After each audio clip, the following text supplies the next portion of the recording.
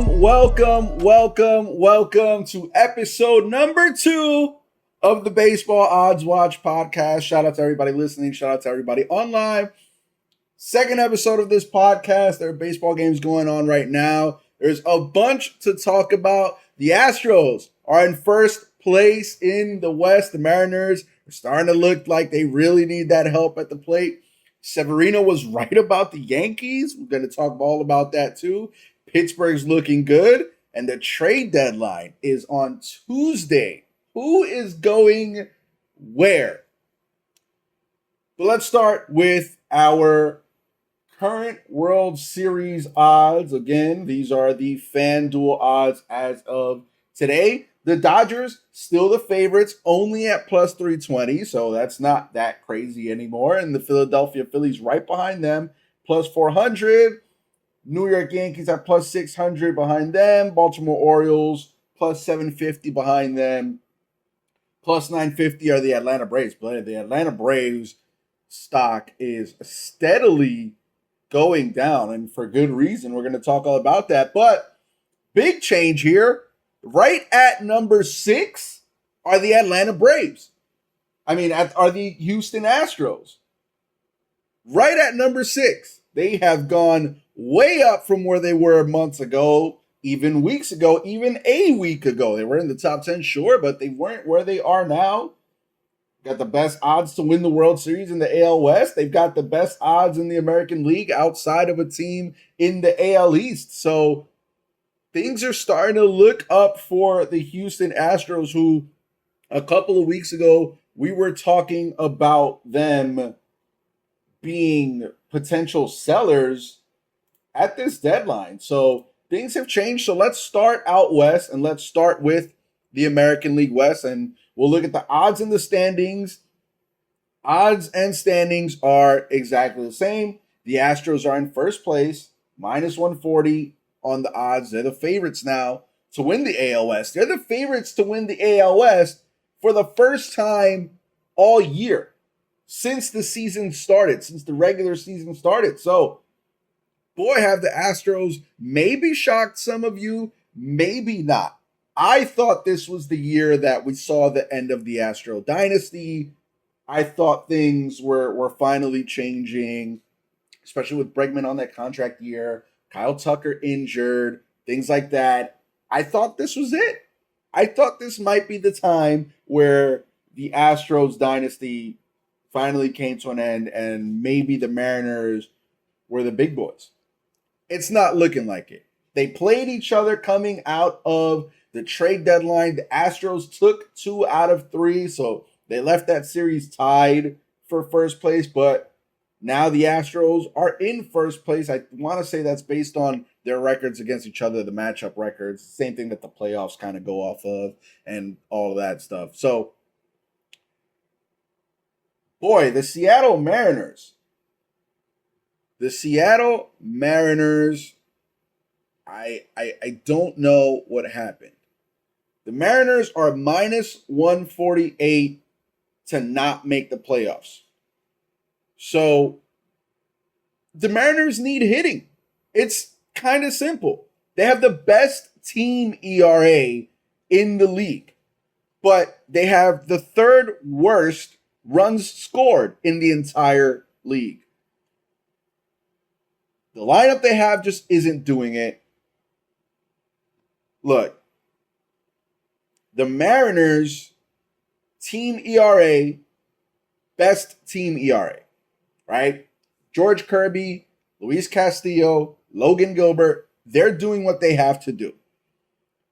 The lineup only scoring the 3rd worst amount of runs is a recipe for disaster. And I know it's a pitching league. I get it.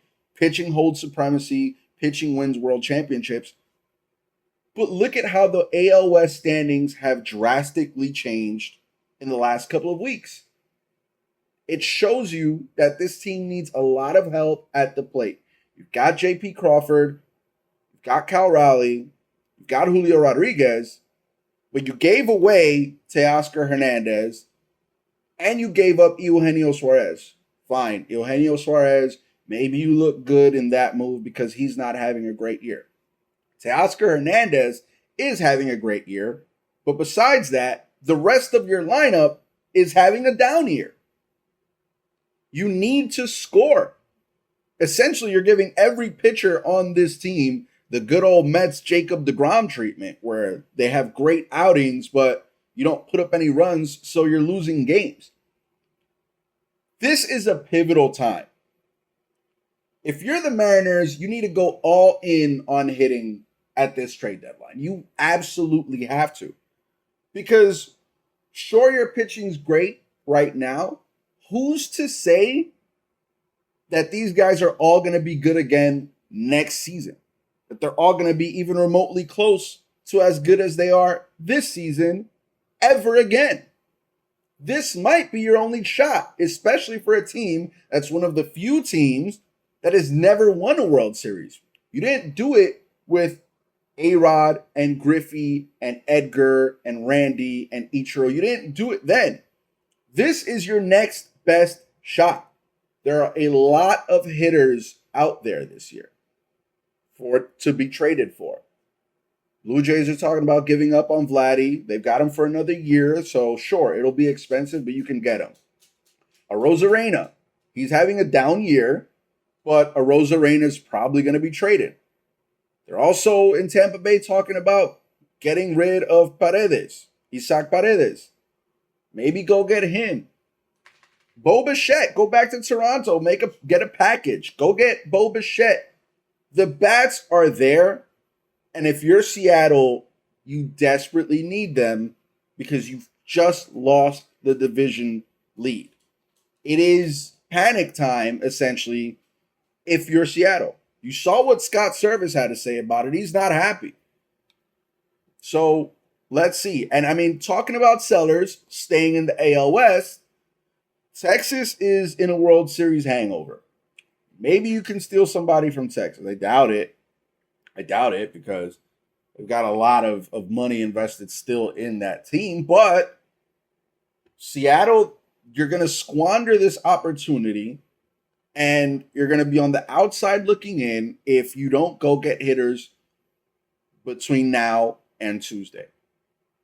So that's the Mariners. The Astros, on the other hand, Kyle Tucker's coming back. Justin Verlander's coming back. This team is going to be complete again.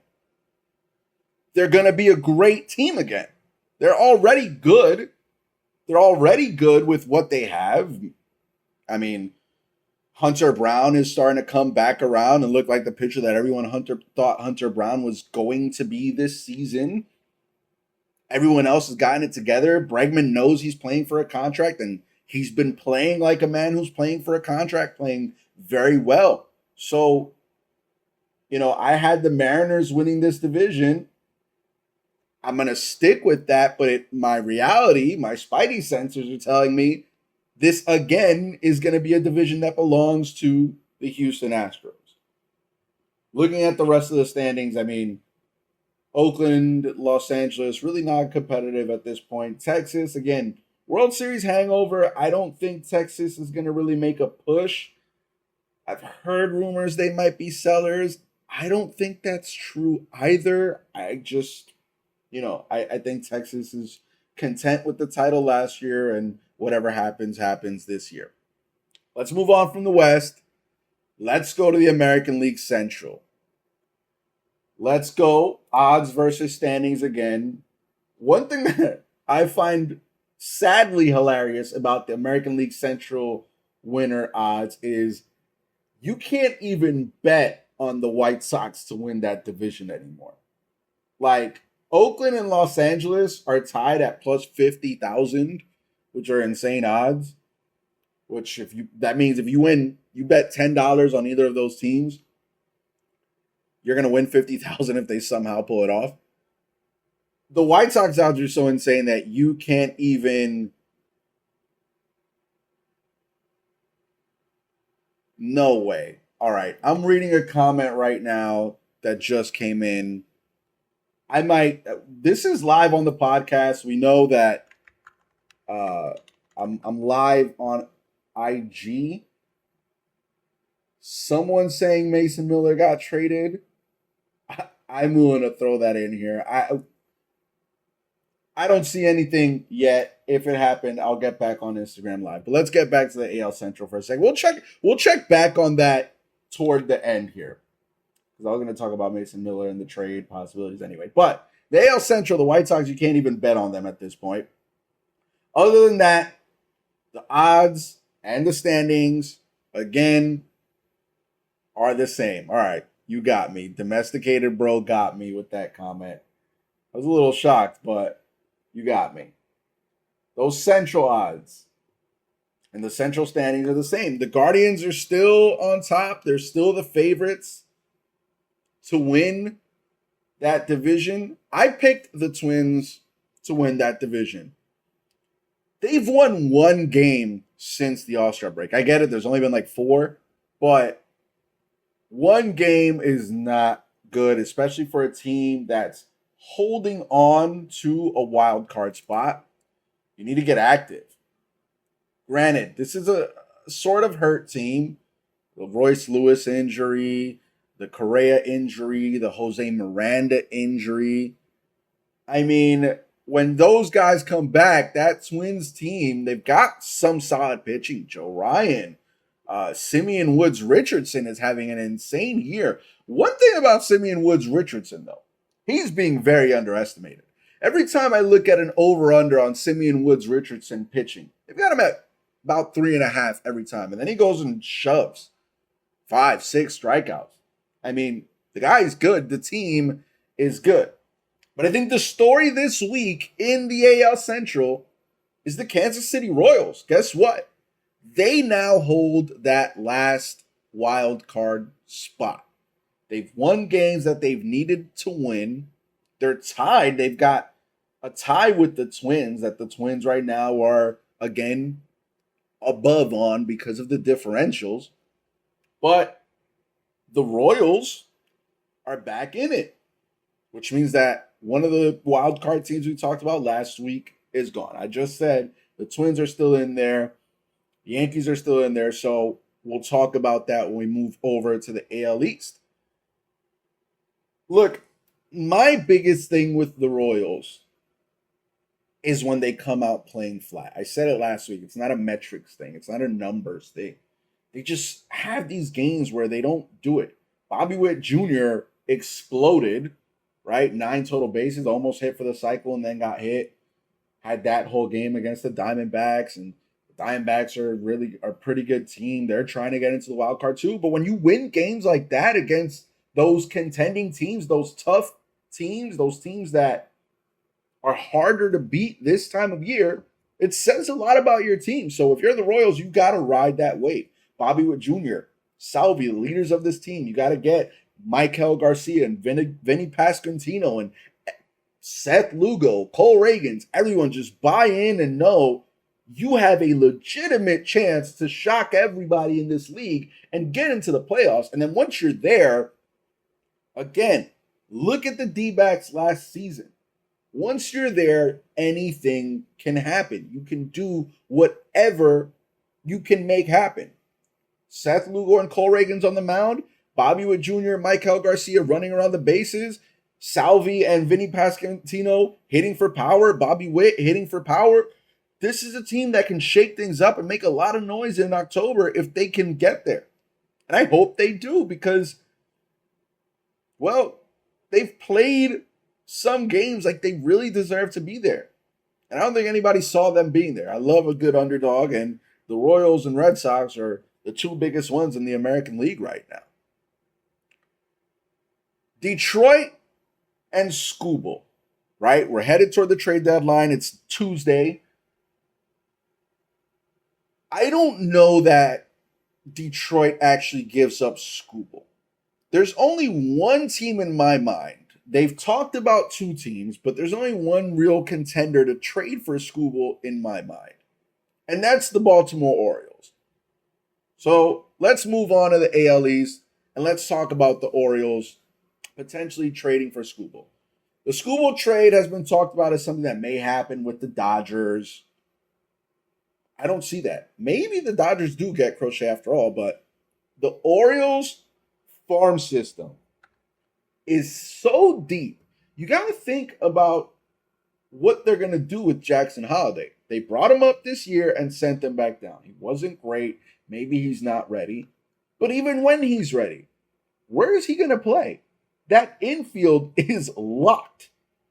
They have one of the best infields ever, and Jackson Holiday's a shortstop. So's Gunnar Henderson. You're not going to move him to second base. You have a great second baseman. You have a great third baseman. He's not going to play first base. He's too young and agile for that. So what do? You might as well trade him. Throw in maybe a Heston Kjerstad. Throw in maybe something else. You've got the prospect pool. But if the Orioles can somehow pull off a trade for Tarik Skubal, I'm willing to call that division for them. Now, I've said the AL East is the Orioles division all season. A Tarik Skubal trade, they're really the only team that can afford those big name trades with contract control that we've been talking about all year. The Mason Miller trade, a Tarik Skubal trade. They're the ones that can afford it the most without really hurting. They've got the number one prospect in baseball in Jackson Holiday, and they've got nowhere to put him. So trade him. So I think Tarik Skubal ends up an Oriole.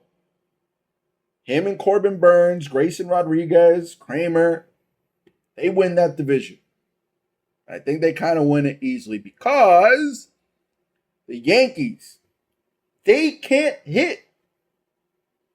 They're a wild card team. Odds versus standings. The Orioles are, for the first time this season, the favorites to win the American League East. And it matches the standings. Now, it's not by much, granted. They're minus 120 favorites to win the division, and then the Yankees are at plus 105, and then everyone else is in the thousands. But the Orioles are now the favorites. And yes, the Orioles are great, but it's mostly because of the Yankees. They can't hit. They made a big deal about this group chat text from Luis Severino where he said, you guys only have two good hitters coming into this Subway Series, which they lost the first game of last night. Was Luis Severino wrong, though? No. Who's a third good hitter on the Yankees besides Aaron Judge and Juan Soto? They don't have one, and that's why they're not winning games. They split a series with the Rays coming out of the All-Star break, and they just lost the first game of the Subway Series last night by one. By one. If you had one more good hitter, you might have won that game. So, the Blue Jays in their division are selling. The Rays in their division also selling. I know, again, I say it over and over again, trades in the same division are expensive, but the Yankees need hitting, like really bad. Everyone knows how bad they are at hitting now. It's no secret. Plus how bad they are at the catcher position. They threw a lineup up there that was like throwing spaghetti at the wall. That's cool 2 months ago.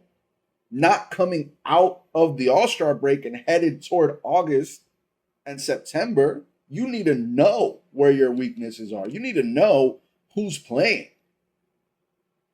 So, Bo Bichette, Vladdy, Paredes, Arozarena, all tradable in the American League East.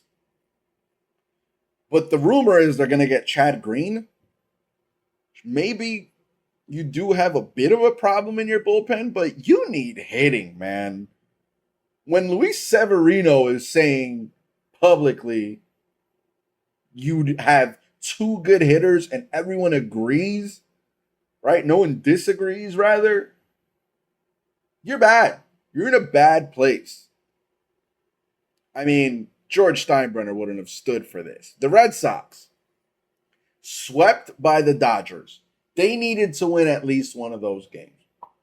They lost by one in two of them, one of those in extra innings. And then they lost the game to the Rockies, so they lost 4 straight. Right now, the Red Sox, minus 192 for them to not make the playoffs.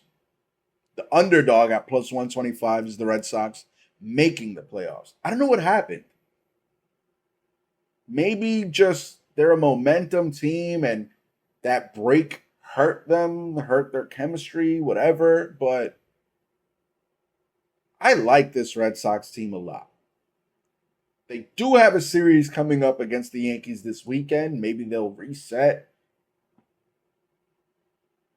I hope not as a Yankee fan, but as a fan of the game, the Red Sox really could and should be able to bounce back, not only against the rest of this Rockies series, but against the Yankees.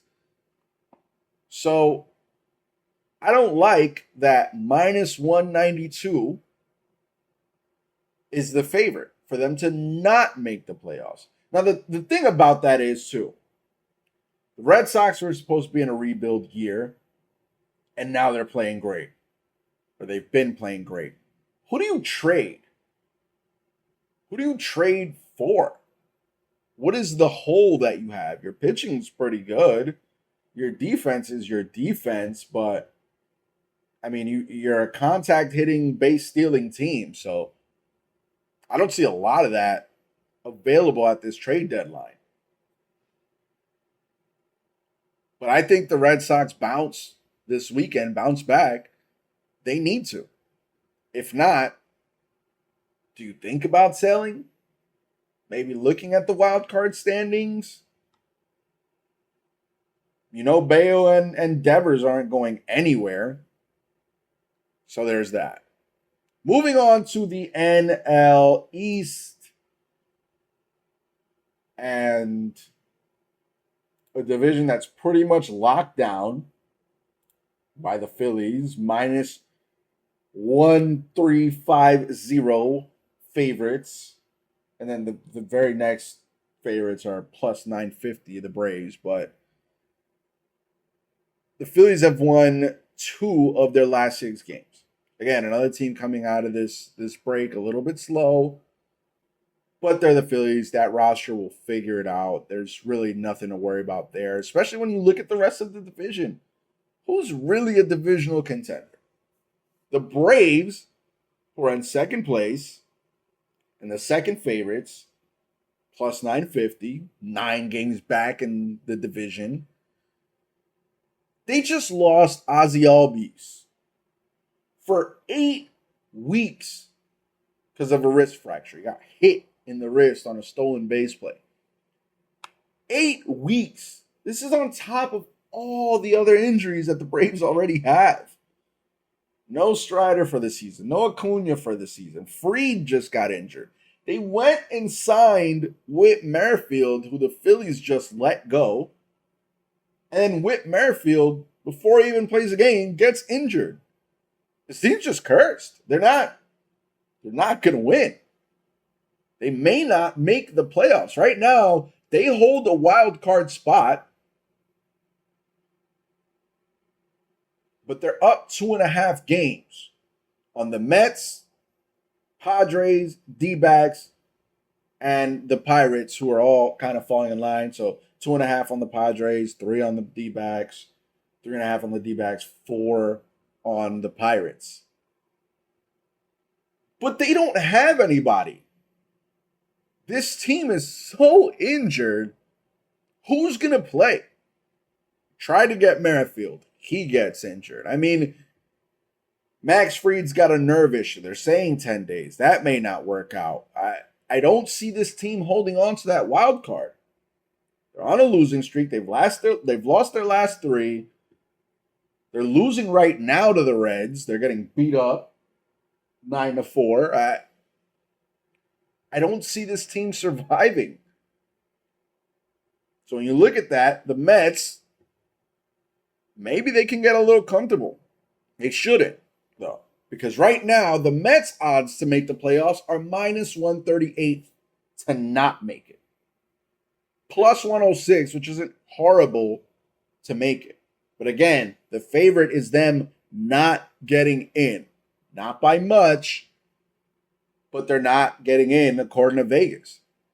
They still hold that last wild card spot. They won the first game of the Subway Series last night, and they just came out and said they're not trading Pete Alonso.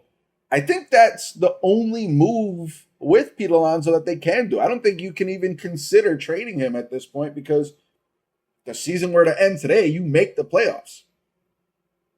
So what do you do with him? Who do you go after? I think a starting pitcher, but it's got to be a rental. It's got to be somebody for only this season because you can't go get a Tarek Skubal who's under team control for another year, or a Vladdy, obviously, because you have the best first baseman. But you can't go after a Mason Miller who's under team control for a while because at the end of the day, you're banking on potentially this year. Once Alonso ends this season, you don't know if he's coming back. There are a lot of Mets fans that I've talked to that don't think Alonso comes back to the Mets. And you're stuck with, Lindor, Senga, however he looks when he comes back. So you can't go too crazy at this deadline with big names that are under team control. But rentals, bullpen, which bullpen is always the move at the deadline. Relievers are always on the move. I mean, they're year by year. Look how many teams Jesse Chavez has played for, and he's only good with the Braves, but maybe you go get him. I don't know. I think the Braves, though, should be in sell mode because, sure, you've got this wild card spot, but the outlook on you keeping that with no health in your team, you're relying on Marcell Ozuna, and however Michael Harris Jr. comes back, and if Matt Olson can pick it up, and I know Reynaldo Lopez is having a career year. I get it, but is this the team do you want to go down this way, or do you want to just start over if you're the Braves? That's the question there. Let's move on to the Central, NL Central. I've always liked this division. And now it gets even better. Because when we look at the standings versus the odds, last week we saw in the standings the same ones. The Brewers in first, the Cardinals in second, Pirates, followed by Cubs and Reds. But the odds were a little different. That third favorite was the Cubs. And the Pirates were at the bottom. Now, because the time to bet on the Pirates making the playoffs was last week. Because those odds were awful. Now, Pirates have the third best odds to win that division. Sure, it's plus 1,200. No one really thinks they're going to win the division. But guess what? A game and a half out from the wild card. And Paul Skeens dominated the other day, but they lost by 1. But you know who they beat twice coming out of the All-Star break? The best team in baseball, the Philadelphia Phillies. I mean, they're showing signs of life. I was in Pittsburgh about a month ago, or 2 months ago, something like that, before Skeens even came up. So it was more than 2 months ago. Right before he came up, there was no life at that ballpark. Let me just say on record, PNC Park is the most beautiful ballpark in all of baseball that I've been to, at least. But so far, even in video games, that thing is beautiful. Beautiful backdrop. And it was sad because we had great seats and it was quiet. I mean, it was cold, but it was quiet. There wasn't a lot of fanfare. The kind of mezzanines and walkways and concourses were pretty bare bones, empty. But I'm sure that if I went and did that trip now, I would see a very different PNC Park. I want to do it, honestly. I want to do it. I want to go see Skeens pitch. I want to see what this team looks like now. There's a life there. They haven't made any giant moves, but there's a life there now. Reynolds has turned it on. O'Neal Cruz has turned it on. Rowdy Tellez is a sack fly machine. Rowdy Tellez is the only player to get 3 sack flies in one game. I didn't even know that was not a thing, But that Pittsburgh team is exciting. Really exciting. Mitch Keller has turned it up. I mean, as soon as Paul Skeens got there, say what you want about the guy. Say that he's overrated. Say it's too early. Say whatever you want. But when he got to Pittsburgh, that team woke up. He ignited something in the players. He ignited something in the fans. And now this team is a game and a half away from the wild card. They may be in the playoffs this year, and it's because of him in one way, shape, or form. Maybe it's just, the energy he brings. Maybe it's just the thought that now we have this guy, maybe it's just the belief. But this team is doing way better than anybody saw them doing now. Way better. Jack Sawinski, everybody doing so much better. And now you're a game and a half out from the wild card. In a central division, in third place in a central division, that up until a couple of weeks ago, everybody was a competitor. Everybody was a potential team in the playoffs. They were all contenders. The Cubs, they've come out and said they're selling this year, right? That's another team that all these other teams that need hitting and pitching and whatever, Mets, Yankees, Orioles, all these other teams that we talked about, Mariners, oh my goodness, if I'm the Mariners, I'm picking apart that lineup. Ian Happ, Bellinger, Morel, go get whoever. But the Cubs are selling, which means they're not in for it this year or maybe even next year. But I'm still trying to see them in Tokyo against the Dodgers on opening day. The Brewers still hold that first place. They're not letting it go. It's going to take a solid drought or solid drop-off in performance for the Brewers to not, win that division at this point. But Freddie Peralta's doing his thing. Willy Adames is doing his thing. Wilson Contreras, they're all performing in a tough division. Rhys Hoskins, redemption year because they got rid of him. So the Brewers, favorites to win it. Again, I had the Cubs winning this division. Shame on me. The Cardinals, they still hold that second wild card. Now, we just talked about the Pirates and how they're only a game and a half out. Guess who play each other this weekend? I'm pretty sure Skeens is pitching in one of those games and Sonny Gray is pitching in one of those games for the Cardinals. That's going to be a fun series to watch.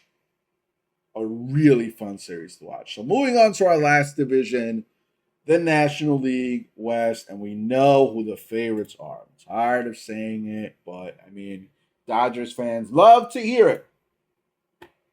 Dodgers favorites at minus 6,000, and then Padres, Diamondbacks, Giants. You can't even bet on the Rockies to take this division anymore, just like the White Sox, just like the Marlins as well. But the Dodgers are a lock to win it. It's not because of what they're doing now. Glasnow is back. He's coming back this week. Mookie Betts is coming back this week. Kershaw, well, Mookie's not coming back this week, but he's coming back soon. Kershaw's coming back this week. I look at that NL West, and it's true. There's not a team that can take that division from them. They're up 8.5.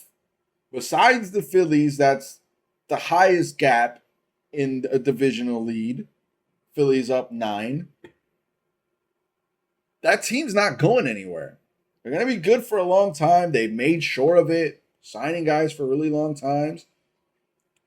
But that team is really untouchable in the National League West. I feel bad for the Padres. Because now the Padres are fighting for that wild card spot. Half a game back from that wild card spot from the Mets. Again, the Braves not being good may work in the Padres' favor. So if I'm the Padres, just keep winning because those Braves are not looking good. They're half game back. The Padres need to be big time buyers at this deadline. You set the premise. You traded for Arias very early on in this season, and everybody said, what are they doing? And it's worked out. But now go get more. You need more pitching than Randy Vasquez and Michael King. Maybe you don't need an ace like some of these other teams do, but you need some pitching. Your hitting is on and off game by game. Right now, minus 135 favorites to not make the playoffs. Plus 102 to make it. Again, slight, but Vegas is saying no. Another team in that division, the Diamondbacks. 1 game back from the wild card. Minus 125 to not make the playoffs. Plus 125 to get in. Again, another team that the underdog is getting in. The Padres, they took 2 out of 3 from the Guardians, though. Coming out of the All-Star break. That's really big because the Guardians are really, really good.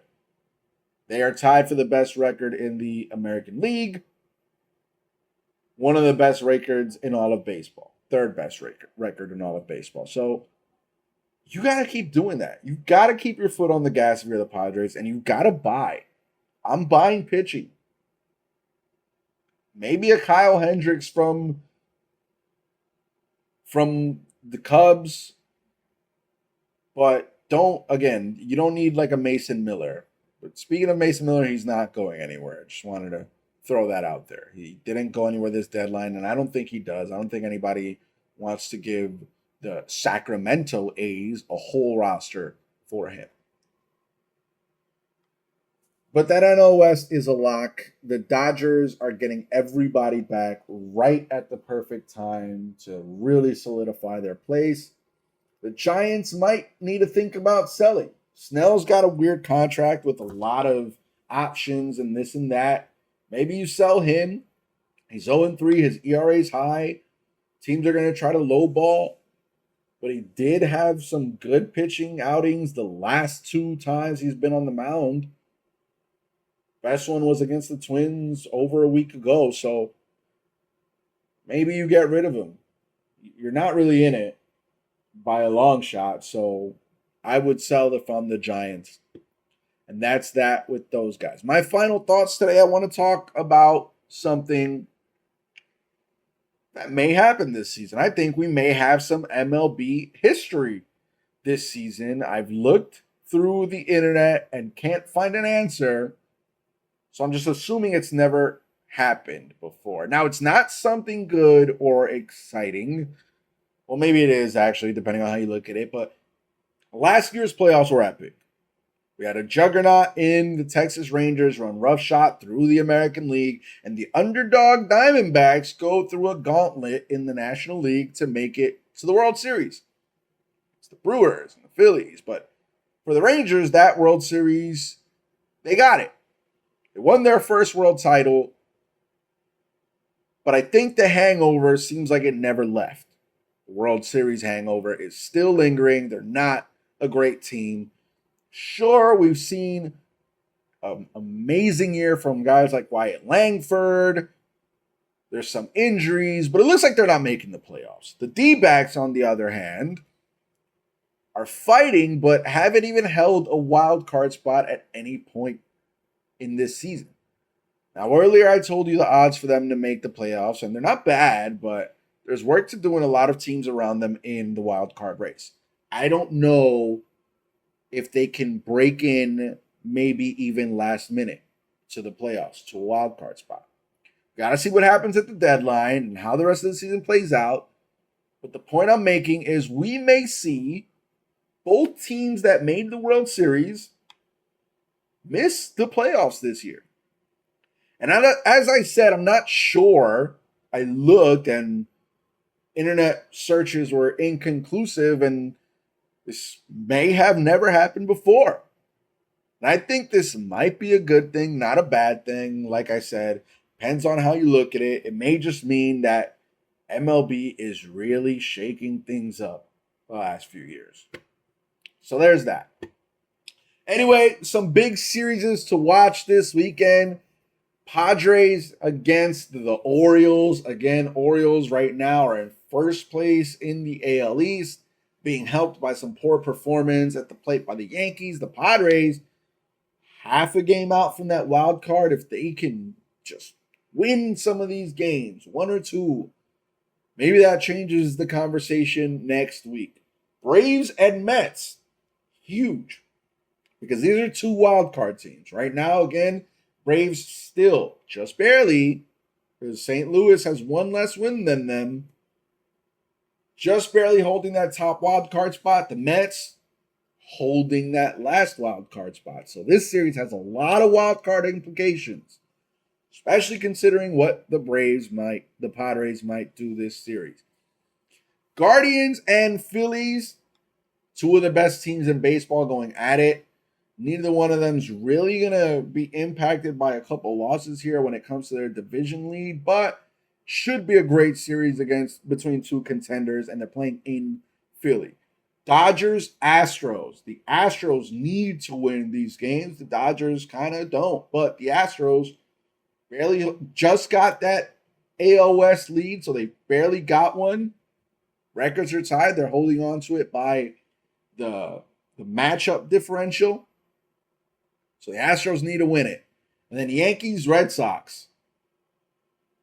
The rivalry, we love to see it. It's gotten chippy the last few games, and now they're back at Fenway. The Red Sox need the reset. They need to get back into that wild card spot. Whereas the Yankees, they just need to win. They need to find it again. They're in the wild card right now, but if they don't start winning soon, that's not going to be there for long. Pirates and Diamondbacks. Again, we've talked about both these teams. They're both right now a game and a half outside looking in from the wild card. So depending on what happens, especially with this Braves-Mets series and this Pirates-D-backs series, that NL wild card outlook might look very different next week. That is it for today's episode of the Baseball Odds Watch podcast. Again, trade deadline Tuesday. I'm going to try to go live throughout the day. I will be at work because I don't make money for Baseball Odds Watch yet. Hopefully, if you guys like to donate or are in touch with some sponsors or own a company, definitely let me know. We can work something out. But trade deadline Tuesday, I'll be in the office. Hopefully I can go live for you guys. But until then, I will see you guys next week. Goodbye, everybody.